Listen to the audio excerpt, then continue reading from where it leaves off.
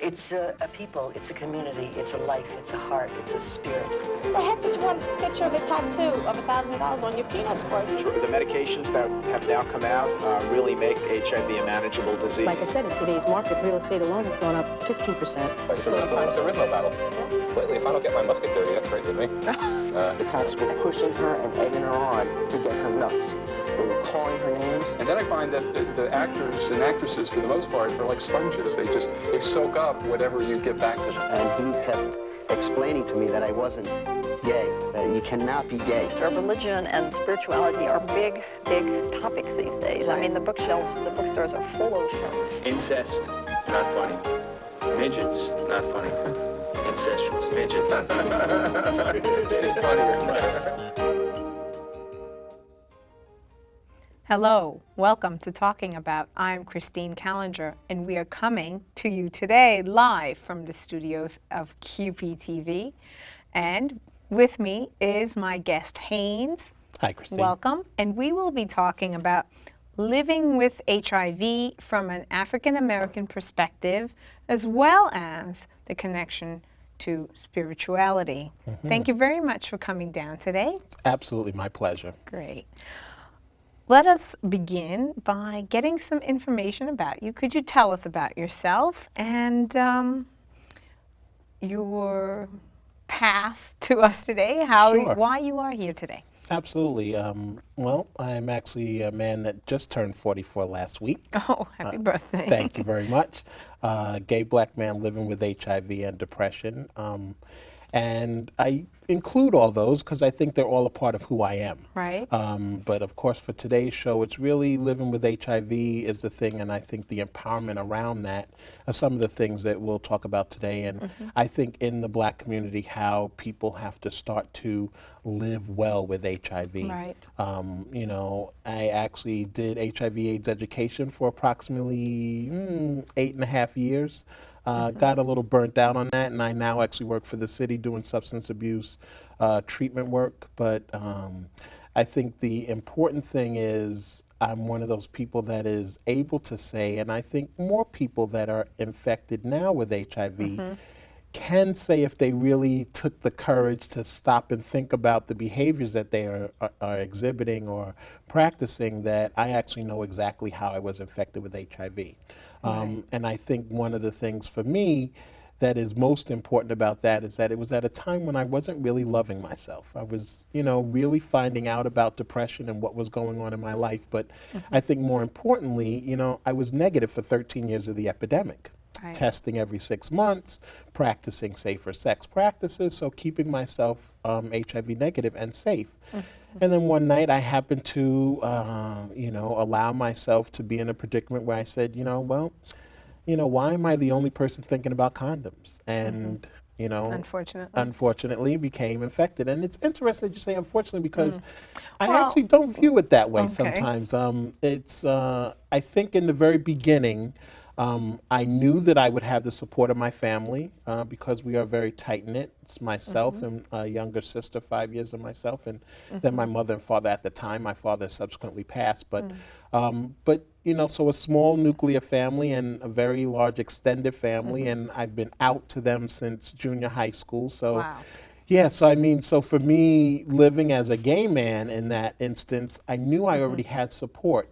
So living with HIV, and yes, there are times when I wish that I could take that night back. You know, anyone that tells you they don't want to then be negative, I think is kind of fooling themselves. But the reality is I get to live very well now with HIV. I mean, you know, I do take 2 drugs, 3-TC and D4T, which are both antiretroviral. So I'm not even on a drug cocktail, which is the newest way that most people are living with HIV. It's still an option open to me in case the HIV in my system becomes drug resistant. So I have so many, I think, joys around living that, you know, when you say, unfortunately, well, yes, I wish I hadn't made that decision. I wish I was at a space where I was really loving myself at that time to continue to practice safer practices.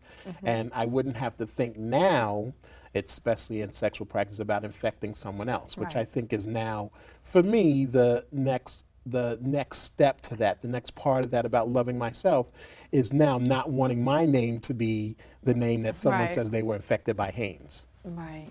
Wow. Yeah, it's a very, yeah, it's something that you don't want to have come up in conversation around, you know, Right. your friends, or even as much as I spend time on the internet and chatting with people and so on and so forth, it's just not a space that I want to be in. And it is something I think a lot about, especially, I would say, in the first 6 months to a year. I've actually been HIV positive for 7.5 years Wow. now. So for the first 6 months to a year, that's really what I thought about most. I mean, I can tell you when I found out I was HIV positive, as I said, I was getting tested every 6 months. So I Right. actually found out 3 weeks after I seroconverted. And when the person told me that I was HIV positive, the first words out of my mouth were, "Oh man, I might have infected an old boyfriend." And he said, "Okay, I just told you you're HIV positive and you're worried about someone else." I said, "Yeah, well, I really do have a great support system." I knew that I would get the right medical care. You know, I would go, and I actually went and, you know, got a therapy group and didn't like the group too much, so I see an individual therapist. You know, so I knew I would get all the things that I needed to stay healthy. And one of those things, which I know we'll delve into more later, was also reconnecting and empowering my spiritual side, which a lot of people talk about when they become HIV positive. It's something for them that kind of an epiphany, a light goes off, they learn more about their spiritual being. Whereas for me, it really was just a reawakening, because I had already, Reaffirmation, right. absolutely, a reaffirmation, because I had that as a part of my life before, continued to have it, and it was just something I knew I would rely upon to be able to live positively now. Was there any, let's get into this spiritual aspect.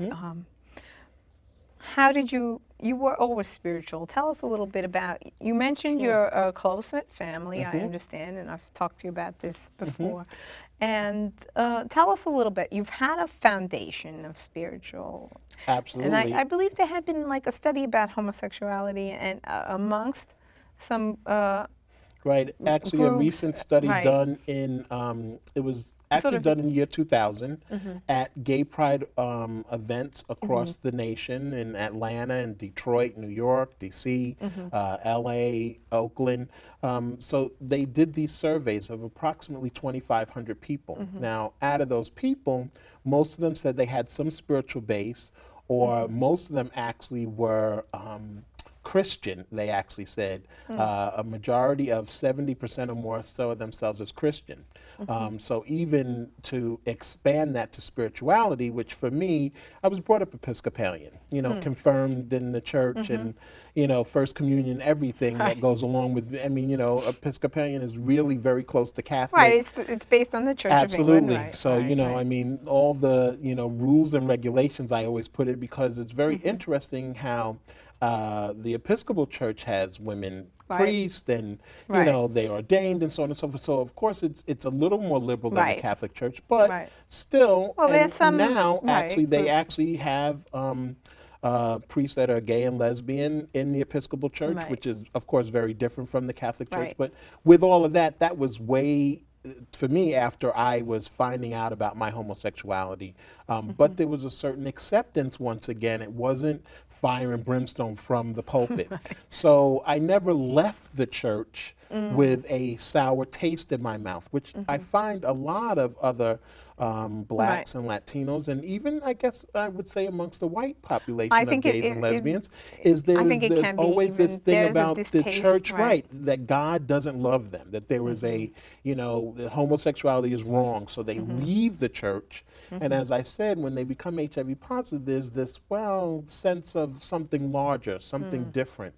For me, I had, at the time, lived in Santa Fe, New Mexico, gone to the land of enchantment, you know, done some personal growth and empowerment work there. And so had really looked at what my spiritual connection to, you know, birds and other beings and, you know, just life in general, and how I think that we are all connected through the love of each other. And that is really what God wanted us to do in the beginning anyway, was just to love another being. So with that, for me, and becoming HIV positive, you know, it was like, well, where am I going to connect to this spirituality now? As I said, I didn't particularly like the support group, but then I found a group called Adoti, which is a group of black gay men that was actually founded 15 years ago to address some of the gaps in services around HIV, but is really now a much larger group of men that are just really looking to have a spiritual base so that their gay or their love of other men can be affirmed, because we don't even actually have to be gay or bisexual or transgender. It doesn't have to put a label on it, but men that love other men and then want to express their spirituality.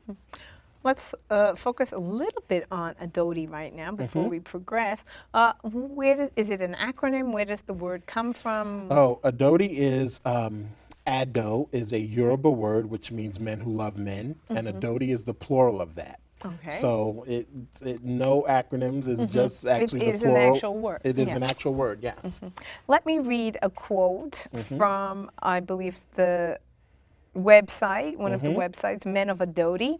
It is a group on Yahoo Groups, and they say, their description is, Adoti is a community of men of color who affirm their African lineage and love of men.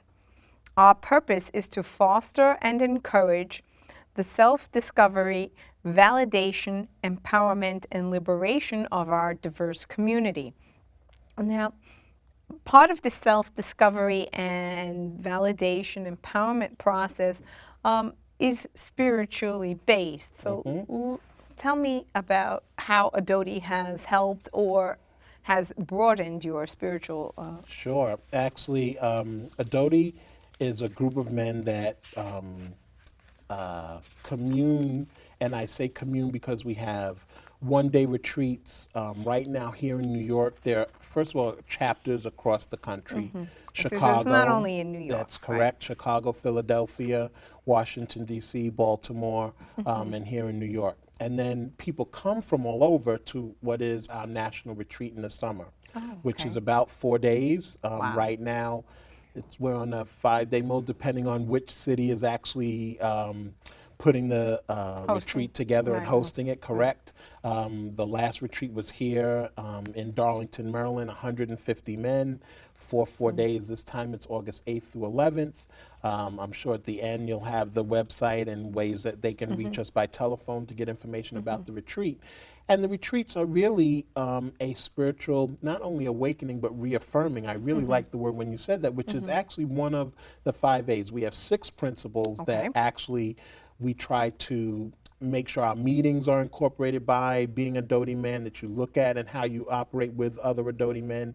And they are spiritually guided, honesty, openness, and clarity, sensitivity to feelings, resolution, carefronting, and then the 5 A's. Carefronting? Carefronting. It's kind of like when you see a brother that has gone off on a tangent and you want to like pull his coattails and bring him back, but without doing the pull the carpet from under his feet or what we would call dissing him or slapping him around or any of those things. It's really to show the love and understanding that says, you know what, I think you're a little askew on this issue, and here, you know, maybe this will get you back on track, or, you know, you're really way far off on what you're saying, and, you know, that's not really, and I'll tell you, one of the things that comes up a lot sometimes in the carefronting is with people that don't know much about Adoti, it's like, how could there be a group of 150 men together and it's spiritual and there's no sex? Well, no one ever says there's no sex, but it's not a sexually based group. Right, I see. So, you know, it really is sometimes the definition or how people see things, and just kind of making sure that with all the other principles that we have, that you're actually really giving someone the chance to be open and honest and clear about where they're coming from, where you're coming from, and then maybe they'll move to the state that you want them to be in. And as I said, then the last principle is the 5 A's, which are to acknowledge, affirm, accept, appreciate, and then ashe. And ashe is an empowerment or empowering, because it is not only just your personal power, but again, it's how you share it, how you love one another, and how you have your brother be empowered. So here in New York, we have what we call the Second Saturdays. They happen at Audre Lorde. Where is that? Audre Lorde is at 85 South Oxford in Brooklyn. But men come from all over the city. The Second Saturdays are from 4 to 7, and as with most things that are African American, there's some food involved. So we have a potluck dinner afterwards. But mainly it's a program where we get together, we discuss the 6 principles, where people are at the time, call it check-in, just to kind of see where people are. Some kind of programming that happens. Last month we talked about youth and what we could do as a Doty with some of the things that were coming up around pedophiles and the things in the news, and how that would affect us in the Black community, the kinds of things that we might have to be concerned about. What about youth on Christopher Street? How do we make sure that they're connected? Those type of things. The month before, we talked about our heritage and the kinds of things of how do we define ourselves as Black men who love other men. So what does that mean to each individual member?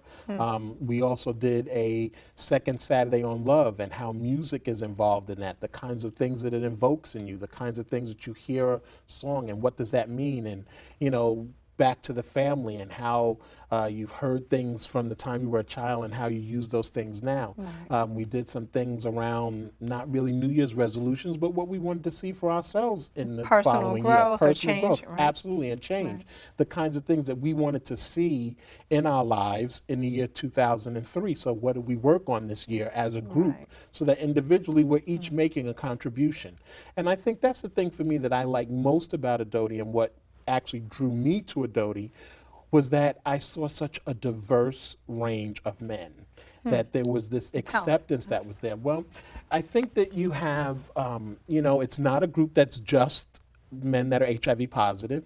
It's not a group that are just men in their 20s or men in their 30s or men in their 40s or 50s or 60s. We actually have men that go from their 20s to their 70s. We have people that come from as far away as Africa that have been here and gone to Africa and come back for our retreats.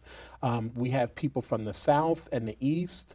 So there really is a conglomerate of people that... Extremely broad range of perspectives, ages, experiences. And I think the acceptance of all of that, the fact that you're allowed to come and just really be in the moment is so important for me, because it creates a space where people are allowed that, where people are affirmed for just who they are, where they are. And that's why I try to stay away from the titles of gay or transgendered or bisexual, you know, because we really want to love someone where they are. Now, if they love other men, we have men that are married, we have men that are fathers. We had actually at our last retreat some transgendered people. So, you know, it is really about people coming and showing up, and then again wanting to express their spirituality. So we have rituals that are like a tribute to the ancestors, which is a celebration of all of the men and women that have gone before us that create the space that we live in today. So spiritually looking at some of the things that says, you know, my grandmother passed, so I carry her spirit with me, and so this ritual is really to evoke the spirit that lives within myself of her. Or I've lost my best friend. So I know that during that ritual, I always think about Donald in a way that says, you know, here is someone that I thought I would have been with for the rest of my life, you know, from childhood, but now he's gone, but his spirit is still around me. And there are things that I still do that remind me of him. And it is an affirmation of that and a calling of that spirit to the space, which once again is really about your individual spirituality. So even though we're all connected, we all have an individual spirit that is connected to people that have gone on before us, and hopefully, as most of us think about in a Doty, that we will leave for men to come behind us and have the space to be in. I think it's fascinating. I think from the perspective, I think it would be something that would, the principles of a Doty sound that anyone should adopt them. Absolutely. And I think personally, I would like to have some sort of a system like this, because a lot of people probably come to Adoti saying they don't get it elsewhere. And I can see exactly why people would come. Right. And it is really, when you say that they don't get it elsewhere, because there are other things in the city. You know, there is GMAD, and there are Men of All Colors Together, and there, you know, there are so many groups that cater to the gay, lesbian, bisexual, transgender population, and even where we meet, the Audre Lorde Project in Brooklyn is really a place where gays and lesbians of, well, I would say just African descent, because I think that they do have some Latinos that meet there and some others. So even though, you know, Audre Lorde was a black woman and so on and so forth, so that's where the name comes from. But there is the sense that Adoti is very unique in what it does from the other people that are there. And I think a lot of that has to do with, again, yes, the 6 principles and why it was founded. As I said, 15 years ago, it was founded to address some of the gaps in service around HIV. So it was very much about acknowledging, appreciating people where they were, letting people know that just because they were living with this virus didn't mean that they weren't loved. Because as you know, in the beginning of the epidemic, you know, people weren't touched. You know, people didn't know how HIV was spread, so, you know, people were kind of shunned in their families. Of course, again, you know, we now have a week where the church is very involved. You know, Pernissa Seal and the Balm in Gilead, which is a program or a organization that deals with the black churches around the country. Well, it has taken her years to actually get to the point where lots of churches are involved in a week, and then continue to have programs for people that are HIV positive in their churches. But that's because the black community is just really seeing just how involved HIV and AIDS is in our community. So with that, that's how Adoti was started. So that whole mindset of accepting everyone and being about love and encouragement, then, as I said, branched out to, well, it doesn't just have to be HIV positive men that need this. Look at the amount of men that I talked to that didn't have, as I always say, the blessing of having the parents I had. You know, I was joking with someone the other day. As large as I am, I never played football, never played basketball, and never played baseball. It was because I didn't want to. You know, so I had a sewing machine, I was a cheerleader, and, you know, I was allowed to go to the theater and be in the theater. So, I mean, just that acceptance from my parents to say, well, you know, he doesn't play ball, so we won't force him. You know how many boys grow up that don't want to do that stuff and are forced to do those things. So, or girls prevented from doing things. Absolutely. Girls prevented from doing those things that may want to and not want to play with the dolls that I played with. And I always say that, you know, God was really blessing me because, you know, my sister came along 5 years after me, and I was old enough to be able to have to watch her, but then play with her dolls in the Easy Bake Oven. Come on, how perfect was this? However, everyone doesn't have that kind of situation in their household.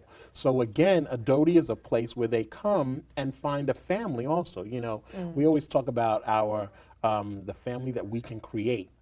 And thank God for the men in Adoti, because it really allows us to create a family around people that have, I think, I don't want to say a higher way of being, because I don't want it to sound snobbish, but there is this sense that when you come to Adoti, there is a certain acceptance that's there. And yes, it's not that people don't talk about each other and, you know, have fights and arguments. I mean, God forbid, you know, that happens. It's a group of gay men, you know, but the sense that you can come to Adoti where you are and then grow from there spiritually, I think is the sense, as you said, that isn't happening other places. Right. Did you get more aware? Let's go back to you a little bit more about your, when you learned you were positive. Do you feel that you got more into your own spirituality once you learned you were positive? Was there some sort of change in the, I think we did cover that, we did say that you were at a point in your life with your depression, you got yourself into this sort of kind of a rut. Right. Absolutely. You Yeah, were burned out from your I was job. burnt out from doing HIV/AIDS work. At the time, I was consulting around the country. That's what had taken me to Santa Fe. I really enjoyed the job there. I didn't enjoy being away from my family, first of all.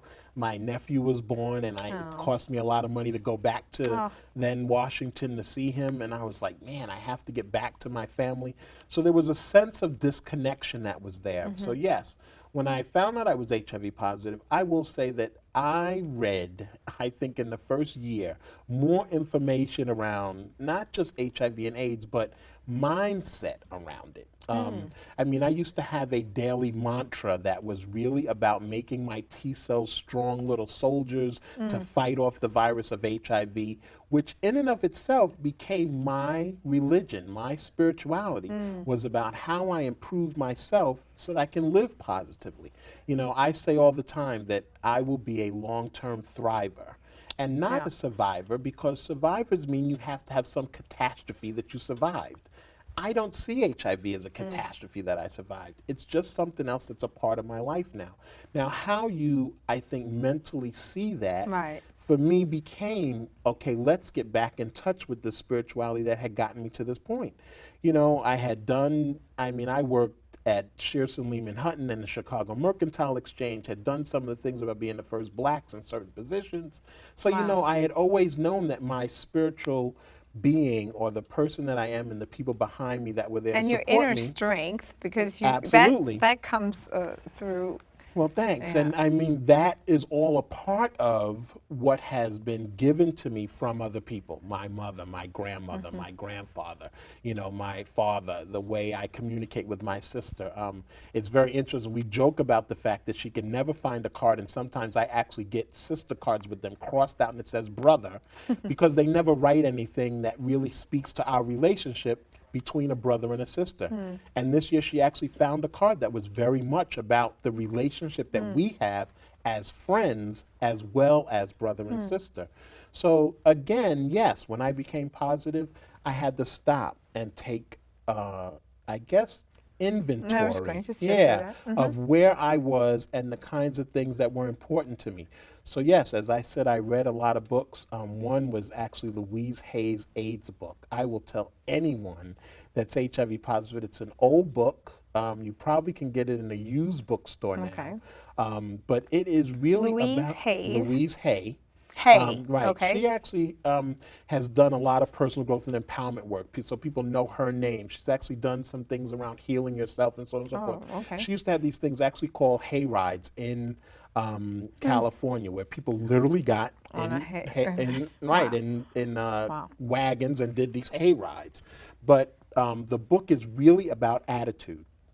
It's really about how to be positive around HIV. It's how to live with AIDS. It was about taking medication and learning some things about medication.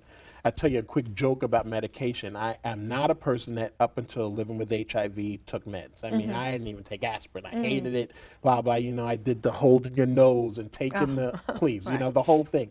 And then one time I was sitting in front of the mirror and I'm trying to put these pills down my throat, and I'm thinking to myself, you know, you have to take these pills every day now. What are you doing? You know, it's such a bother. And then I actually said to myself as a gay man, okay, if I can put someone's penis in my throat, I can get these pills down my throat. What am I doing? So, I mean, I had to rethink to myself, here, this is something that's going to keep me alive. Why I can do other things. Why is this right? Why is this such a hard thing for me to do? I mean, after that, never again have I had a problem putting these pills down my throat. You know, I just pop them and they're done. But it was that change in mindset, and that took like 3 weeks, because I was really in this, I don't want to take this medicine, but blah, blah, blah, blah. And it wasn't that I didn't want the medicine in my system. It was really just that I hadn't gotten to a mindset that said this was right for me at the time. So again, with the spiritual component to it, I think, as I said, that mantra, I had it posted on the mirror in my bathroom. It was at my job, at my desk. You know, so this was something that I constantly read, was constantly doing that. And, you know, I think of Stuart Smiley from Saturday Night Live with the I'm wonderful, you know, I'm beautiful, that type of thing. And it is just that. I was telling myself that I could live with HIV well. You looking at the fact that, God doesn't give you more than you can handle. So what is it that I need to be learning from this experience? And I think the other thing for me was, what am I going to learn so that I could share it? Being on this program, Right. and more so the work that I've done since is really talking about how I live with HIV and how you can do the same things. One of the things, again, that I love about Adoti is we do workshops where anyone can come and facilitate a workshop. And we have workshops, whereas the last workshop I did at the summer retreat had 12 people in it. The year previously, I had 35 people. So, it's what topic people want to come to. We have a variety of topics, things around love and things around involvement in money and how you can do better on your taxes and the internet. And a wide Everything, range of right. things, Right. but everything has a certain sense of empowerment to it. So once again, taking that word of spirituality and not really looking at it as a religion. So, this isn't really about showing up somewhere To church, religiously. right. Absolutely, but how I think you said it, your inner strength, or even how you see yourself empowered to move forward. Right. I would like to also ask you, good question. What does Adoti do to fulfill specifically spiritual connections? Do they profess some sort of a religious idea? The five A's, right, the six. The 6 principles, 5 A's. I think, yes, that is, we have agnostics, we have Catholics, we actually have an Episcopal priest, we have, there is a church called Unity, which is a gay and lesbian church, but open to all people. We have a minister from that church now in our group. So we have people from each end of the spectrum about religion, but the spiritualness or the spirituality side of it is really about personal empowerment. So it is, I think, getting other people to look at the love of where people are, accepting them for what they, and we're not asking everyone to agree. By any way, shape, or form, we're not a cult where we want everyone drinking juice, but if you have a differencing of opinion, we want someone to respect that opinion, and then we want to kind of find out, why is that opinion so different? What is it that's being missed that we have in the conglomerate here? As I told you, that diversity is so important to us. It is a thing I knew for myself when I went to my first one-day retreat, and I said, look, I found home. It was because I knew that there were so many differences that I would be able to fit in different places. Be able to be this person around this crowd and do a little bit of this with these people. So, we have people that cook, and we have people that don't, and we have people that camp, and we have people that don't, and we have people that are very prissy, and we have people that are not. So there is a range in Adoti that really is about your individualness and bringing that to a group and trying to, I think the other thing is trying to make sure that each individual is included. We really do try to make sure that everything that we do is inclusive of all. So even when we have, How does that, even when we have our prayers in the beginning, the God of your understanding, and even if you don't believe in a higher being, the spirit that brings you to this place, because there's something that motivates you to come here. As someone said once, there is actually a spirit of Adoti, that when all those men show up, they have their own spirit just being in the space. It creates an Adoti spirit. So, and this is from someone that doesn't believe in a higher power or God or anything like that. But he comes to Adoti because there's a certain community created for him amongst the men that come. You mentioned before that there are arguments. For example, you did your last meeting from last month was on youth. For example, what issues are discussed? Sure. Give us actually, a little bit of example of what. Yeah, that second Saturday was some of the things that happened. Well, we were actually broken off into teams of about 8 people and asked to discuss some of the issues that we saw of youth. Now, what came up in my group, which is very interesting because I'm actually on the planning committee, but I was one of the dissenters in my group and said, look, I don't want to deal with the youth outside of the youth that's important to me. I have 2 godchildren and a nephew. That's the youth in my life. But I will be here to support what you do as a group, as a Doty, with youth. And really then there were discussions around the fact that sometimes on Christopher Street at 3 o'clock in the morning, there are black youth that look like they don't have homes to go to. Or why is it there is no place for youth to gather except hanging out on the street? Which is a general issue. Absolutely. Yep. Well, actually, one of the brothers in my group said, but you know what? That's all youth. So if we're going to do that on Christopher Street, are you going to do that on 125th Street? Are you going to do it on 110th Street? Because the reality is, youth don't have places to go nowadays unless it's in front of the TV, Game Boy, or, you know, they're hanging out. Right. So, but of course, because these are gay youth and, you know, people are then connecting back to themselves, what they did as a gay youth, the options that they had open to them, and a Doty wanted to create more options for men that love other men, there were things that came up. So, and one of the things that came up was that we will have a resource guide. Something that can be pocket sized that we can give to the Doty men so that when they're out and they see a youth that they think may need help, here's something you can give them. So, you know, it really is looking at it from all perspectives. So within my group of about 8 men, there were some other discussions. We discussed things about maybe there should be a youth hostel. You know, what does that mean? How do we become a 501c3 to make that happen? So, you know, there's a lot of discussions around people's ideas being put on the table. And then as the planning committee, there are 13 of us that actually do the planning for Doty. We take those ideas, mull them around, see if there's a committee of people that want to get together and get those things to happen. But that's actually how things work at a Doty, that, you know, people's ideas are put on paper and flip charts and that type of thing, and then someone gets a chance to work on it. You know, so there's a committee structure, there's a definite strong, serious commitment that you really plan these events and topics. Absolutely. And the second Saturdays are one of the planning committee members takes a second Saturday kind of under their wing. Now that doesn't mean they have to facilitate it. Okay, I was going to just say, is there a facilitator? No, there is a facilitator, but you can bring someone in. Maybe there's someone from the group that has a topic that they want to do. I know one of the gentlemen from the group wants to do something that's called on the DL, which are men that don't identify themselves as gay, don't identify themselves as bi, don't identify themselves as really loving other men because they don't want anybody else to know. So the DL is the down low. So they kind of keep it to themselves, but they're having sex with other men. So what does that mean to the black gay community? What does that mean to the black community of men that identify themselves as men who love other men? So I know that will be one of the things that's discussed by that member, but now he's not on the planning committee. So, you know, we definitely, again, the inclusionary factor, want everyone to be involved. So, you know, one of the things that came up out of that January meeting was some of the other topics that people wanted to do. Now, they may not be any of the topics that the planning committee are interested in, but we will find other facilitators to come in and do that. People from the group will come in and facilitate things. You know, one of the people that at the summer retreat was a doctor that had this whole thing about, you know, black men and their health.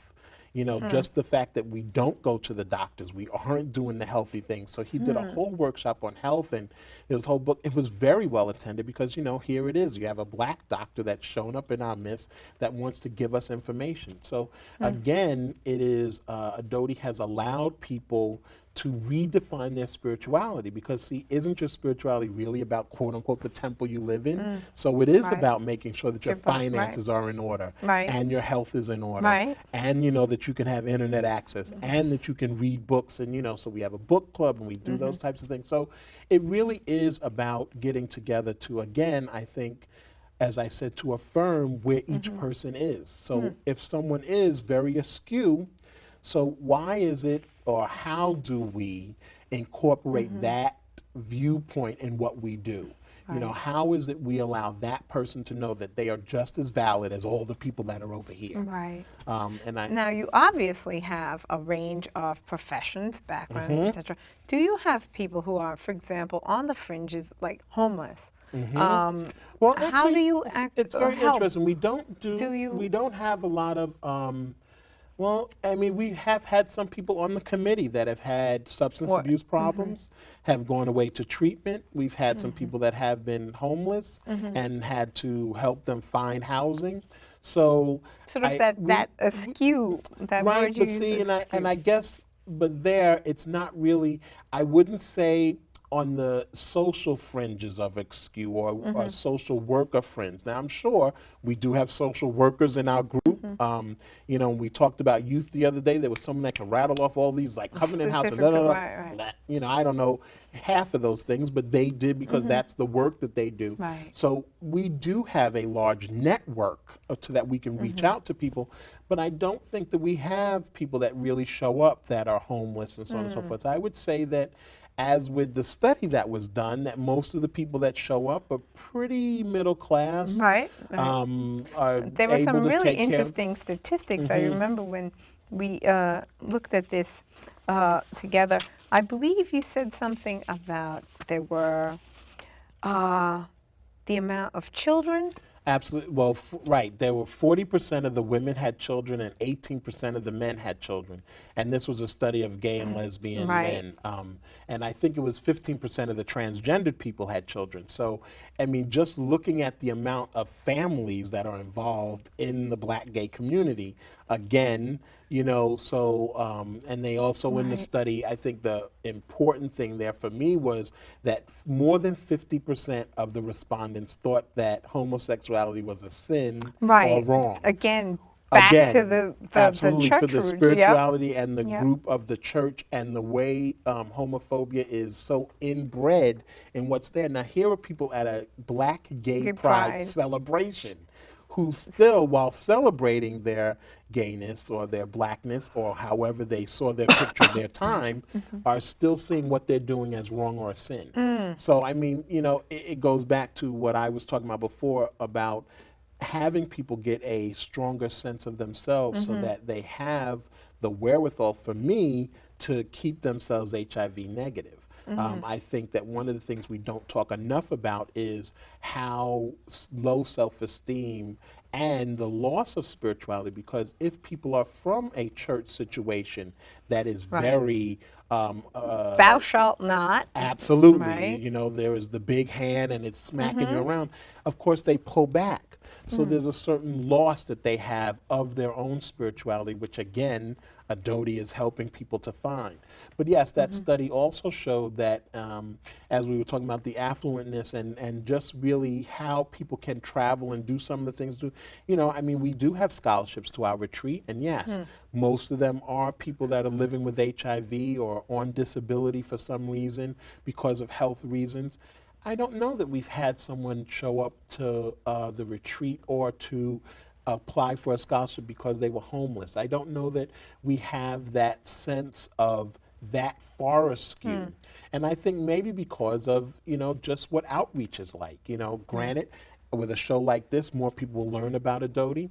We do go to other black gay organizations. We go to other black organizations. You know, we march in Gay Pride. We've actually marched with GMAD in Black Parade that happens in Harlem. So, you know, we're trying to branch out so that more people, as someone said to us once when we applied for a grant, they said, Adoti is the best kept secret. Look at all these things, as you said, that anyone would want to be a part of. Well, you know, the other part of it is we all do this on a volunteer basis. I was going to say, and you just said grants. Now, well, actually, we are looking to get our 501c3 so that we can apply for more grants. There was a Stonewall grant that we applied for last year. We weren't given the grant, and that was specifically for our summer retreat. We wanted to offer it to more people and offer more scholarships. They thought it was a great organization, great track record. You know, as I said, we've been doing this for 15 years now, having a summer retreat. And we were a finalist. We just didn't get the grant that year. So we want to go and get our 501c3 so that we can write more grants, so that we can do and people can donate tax deductible. Well, yes, well, and people do actually donate now, see, but of course then it is more of a gift. They don't get to write it off on their taxes because we're not a 501c3. So that is the next step for us as an organization so that people can do that and allow Adoti to be wider in what they are able to offer to other people. And we're also very clear, though, about the fact that, you know, we don't have a real hierarchy.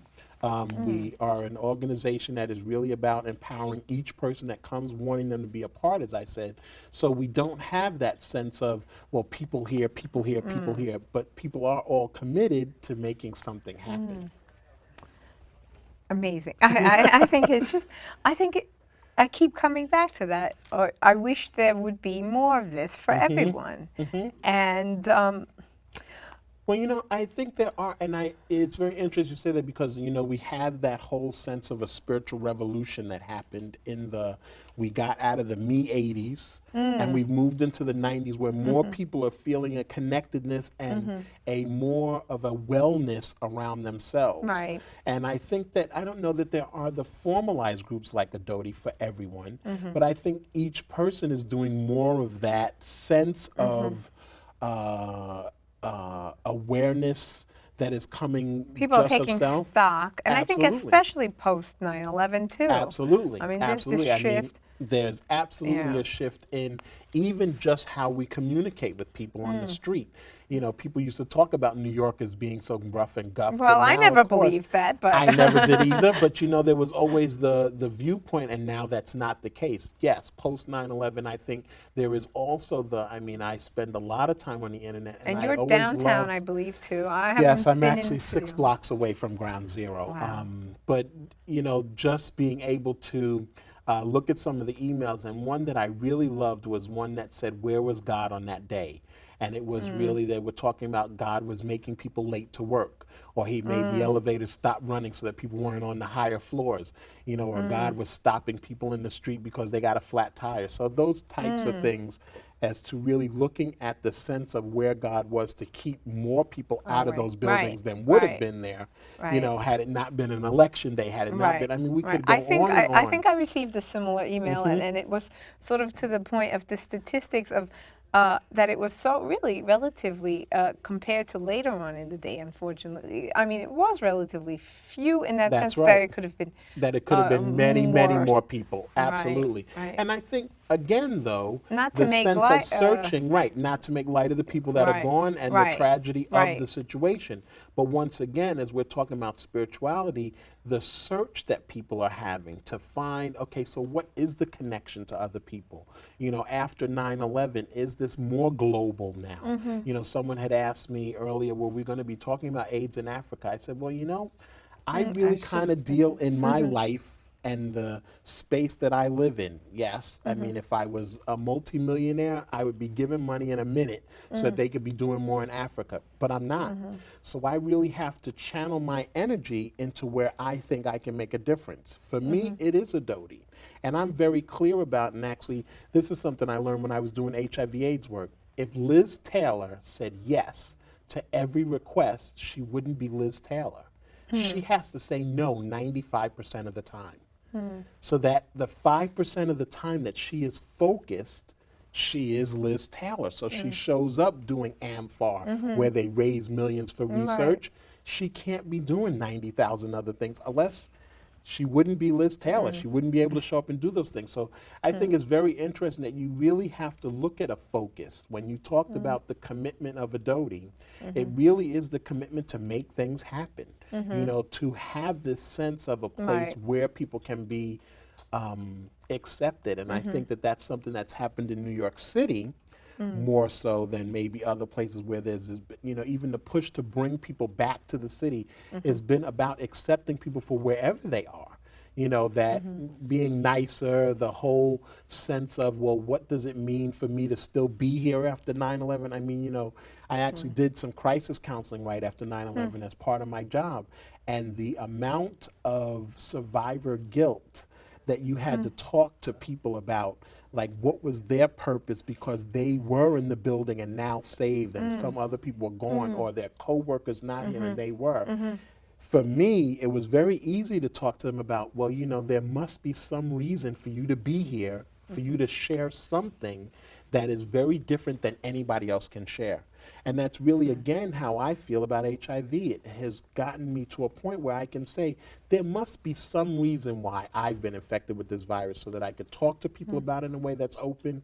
I can allow people to ask questions that they don't normally get to ask. Those types of things are important to me. We have talked before the tape was rolling. Tell us a little bit about your family, because I think you have a unique background. I don't think Absolutely. you are a typical story. I think that makes your individualness. Let's get into it in a few minutes. Sure. Yeah. Well, I actually come from a small nucleus family. It's my mother, my father, my sister, and myself. My sister's 5 years younger, but So my the sister, older boy, the younger daughter, right? absolutely, Little younger girl. But then the Right. younger girl is a bisexual woman in a lesbian relationship with an artificially inseminated baby. Wow. So Okay. yeah, so my nephew's artificially inseminated. Most of my family now lives in Maryland. However, I think the important thing here is that there has been this sense of acceptance, this sense You of said you realized when you were in junior high school and you came absolutely. out I came already. out in high school actually. Right. So I mean, you're already living about what, 30 years absolutely out. absolutely. And And so that there is how a many great, other families are like this? well, right? that's very true. And I think, again, and having my birthday last week, my mother was making this big fuss about my birthday. And I said, but you know what? It's really your day. Right, Again, yeah. my spirituality has me know that I chose the family that I live in. That I think each one of us, if we look at, yes, the family situations, there was something we were supposed to learn from it. For me, I just happened to be in a very blessed situation of being in a family where even though my father was a 6'4", 230-pound cop that worked the beat on 125th Street in Harlem, he still had enough love for his son and a sense of who I was to allow me to do the things that I wanted to do. I took piano lessons, as I said, acting lessons, those types of things. My father paid for all that stuff, and we went through the very early, when I was around 11 or 12, aren't you going to play sports, join Little League. It just Are you didn't going to follow happen. in my profession? Absolutely, Yeah, because right. my father played basketball, my father played football, but there just wasn't the sense that I had to do those things. But I think for me and my family, there has been, again, this sense of loving us for exactly where we are and the talents we have. My mother always told us we were special, and I think that it's, self-esteem, that is something that you have. It is obviously and it ingrained. gets Yeah. beaten down. I mean, part Yeah, of my sure. living with depression is the fact that for me it really is chemical. It is, a cycle that I go through. Yes, now I manage it with therapy and with drugs, but my sister doesn't have signs of depression, and I think there is a certain strength, yes, that we have in our family from the fact that we were given Right. a spiritual base, knowing that there were a higher power, something greater than ourselves, a sense that we could make a difference. I've always known that there's things that I could do, and I never had the limitations. I joke about living in a household where we had a finished basement. And at 6 o'clock, my mother used to say this. My mother taught in the school system. And from 3:30 to 6, when we got home, we had her undivided attention. But at 6 o'clock, she put us in the basement. She's like, go to the basement, do whatever you want to do. And my sister and I yelled, screamed, painted, blah, blah. But it was a paneled wall, tiled floor, so you wiped it up and you went along. So we didn't have those limitations that you can't do. I didn't know what it was like to live in an apartment until I graduated from college, lived in an apartment. I mean, so in the dorm room was kind of loud and noisy, but living in an apartment, I didn't know how loud I was. Because, living in my house, there wasn't anyone really to tell us to be quiet. But, so I think for myself and my family, there was a great sense of allowing us to be exactly who we wanted to be. And again, that's the thing that I knew I found at home at Adoti. Because here it is that you're talking, affirmation, you're talking acceptance, you're talking appreciation of the person where they are. I mean, these were all the things that I was instilled with me as a child to grow up with, to actually share with other people. Right. Where can people reach Adoti? How can we find Adoti? Is there a phone number? I hate to say I don't know it, but okay. I know you're going to But flash it on the I screen. have it. There I you think go. I do. I'm glad. Those of you interested in contacting Adoti, the phone number is 212-560-7252. Would you mind people contacting you for No, more information? please, Do you have an absolutely. email address? I believe do. it's It's- NYCHAYNES, New York City Haynes at AOL.com. That's correct. So if you have questions for Haynes on any topic we covered today, please contact him. Adoti, those of you who would like more information, perhaps to join, to benefit. To show up to our second Saturdays, Right. we'd love to have you. Do you feel your spirituality has been a mainstay, even though during your bouts with depression, during these chemical fluctuations? So do you think most people in Adoti would agree that their spirituality has been Absolutely, it's been a mainstay and a solid rock, if you want to say, even if it has been chipped off by some of the things that have happened beforehand because of church involvement or a religious involvement.